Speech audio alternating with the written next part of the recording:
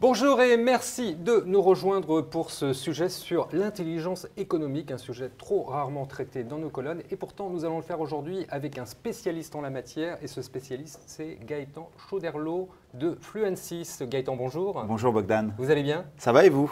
Alors, vous êtes le fondateur et le président de Fluensys. En deux mots, c'est quoi? Alors, Fluensys Stratégie, c'est une société qui a une dizaine d'années maintenant et qui est en fait un cabinet de conseil qui permet à ses clients, par le biais de l'intelligence économique et du travail du réseau, car le secret est là, de permettre donc à ses clients d'améliorer leur business et donc d'améliorer leur rentabilité. Vous êtes un lobbyiste en fait? Je suis un lobbyiste, mais très particulier, parce que moi, ma matière principale, c'est le réseau. Et quand je dis le réseau, ce n'est pas la connaissance, c'est la connaissance de chacune des personnes qui constituent mon réseau, et notamment de ce qu'elles sont en termes d'humains. C'est-à-dire?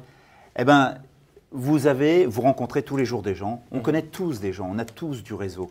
Quand on dit qu'on connaît quelqu'un, on connaît ses humeurs, on connaît son histoire, on connaît son passé, on connaît ses joies, on connaît ses tristesses. Quand vous connaissez tout ça chez une personne, vous avez un plus que lorsque vous connaissez simplement son diplôme, sa carrière professionnelle et j'allais dire ses objectifs professionnels. Mais alors comment vous le reliez à l'intelligence économique? Je ne vois pas le rapport, parce que là c'est de la psychologie que vous m'avez fait.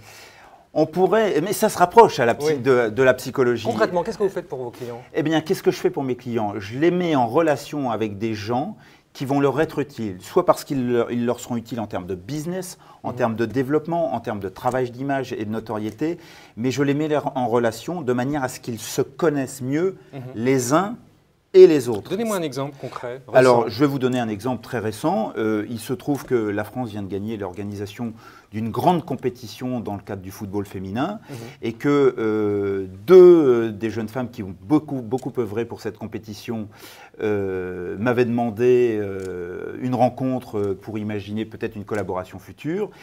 Et en les écoutant, je me suis dit, mais nom d'un chien, il faut que je leur fasse rencontrer une autre personne de mon réseau, parce que je pense qu'ils n'avaient rien à voir jusque-là, absolument rien à voir. L'une était dans les milieux des médias et les deux autres étaient parfaitement dans le sport. Et je me suis dit, mais les tempéraments de ces trois personnes-là sont faits pour se rencontrer et je suis quasiment convaincu qu'en se rencontrant, cela va produire quelque chose. Et ça n'a pas manqué. Alors, qui sont vos clients ? Alors c'est très varié, hein. Ça peut être des entreprises du CAC 40, de belles PME ou de belles ETI qui veulent aller à l'international notamment. Ça peut être aussi des personnes privées qui ont besoin de travailler leur image, leur notoriété.